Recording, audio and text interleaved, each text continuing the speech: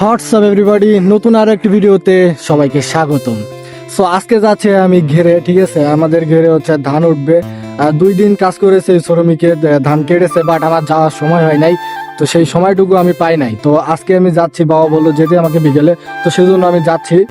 তো চলো আমি সেখানে গিয়ে দেখাই। আর আরো একটা কথা, যে আমার কাছে স্টকে 7-8টা ব্লগিং ভিডিও আছে। তো সেগুলো আমি সময়ের কারণে আমি ভিডিওটা আপলোড করতে পারতেছি না। তো আপকামিং সময়ে সেই ভিডিওগুলো আমি আপলোড করে দিব। সো চলো আমরা ওখানে গিয়ে কথা বলি। আমি কিন্তু ঘেরে চলে এসেছি, আর ঘেরের পরিবেশটা তোমাদের যদি একটু দেখাই, তো এই দেখো ঘেরের পরিবেশটা তোমরা শুধু একটু দেখো, ঠিক আছে।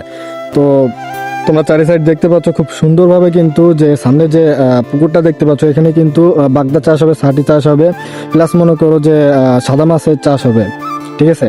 আর ওই সাইডে রয়েছে আমাদের ধানগুলা।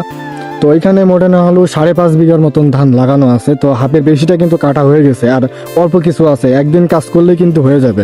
তো আমি তোমাদের কাছে গিয়ে দেখাচ্ছি। ধানগুলা সব এইখানে মজুত করা হচ্ছে, কারণ এখন হচ্ছে বৈশাখ মাস, আর বৈশাখ মাসে কখন যে ঝড় বর্ষা হয় তার কোনো ঠিক ঠিকানা নাই।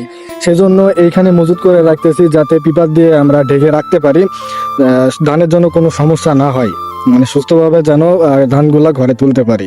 এই যে ধানগুলা কাটা হয়ে গেছে, এগুলো হচ্ছে রড মিনিকেট বাড়িতে খাওয়ার জন্য। আর এই সাইডে দেখতে পাচ্ছ যেটা এখনো কাটা হয় নাই, ঠিক আছে। যেগুলো এখনো কাটা হয় না এগুলো হচ্ছে মোটা ধান, এগুলো হচ্ছে আমরা বিক্রি করব, সেজন্য মোটা ধান লাগিয়েছি। আর খাওয়ার জন্য এখানে আমরা রড মিনিকেট চিকন, ঠিক আছে, চিকন ধান, সেটা আমরা এখানে লাগিয়েছি।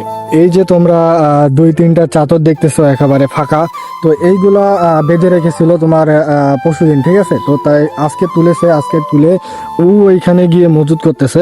তো আমি যাচ্ছি ওইখানে যাচ্ছি। আর এই সাইডের যে ধানগুলো তোমরা দেখতে পাচ্ছ, এখনো এগুলা বাঁধা হয় না, শুধু কেটে এখনো উল্টানো হয় না, যে তলায় ভিজিয়ে আছে এখনো, ঠিক আছে। সেজন্য মনে করো যে এখনো তোলা হয় নাই, উল্টে দিয়ে তারপরে মনে করো যে বাঁধবে। বাঁধার পরে মনে করো যে আমরা ওরকম মজুত করে রেখে দিব, দেওয়ার পরেই কিন্তু ঝাড়া হবে, ঠিক আছে। ধানগুলো আমরা ঝাড়বো, আর প্রতিনিয়ত কিন্তু আমি আপডেটগুলো তোমাদের দিতে থাকবো, যে কি হচ্ছে না হচ্ছে সবগুলো আপডেট আমি দিতেই থাকবো, পর্ব মানে 1 পার্ট 2 পার্ট করে আমি দিয়ে থাকবো।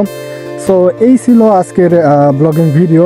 তো দেখা হবে অ্যানাদার ব্লগ ভিডিওতে। সে পর্যন্ত তোমরা সবাই ভালো থাকবা, সুস্থ থাকবা। Tata guys.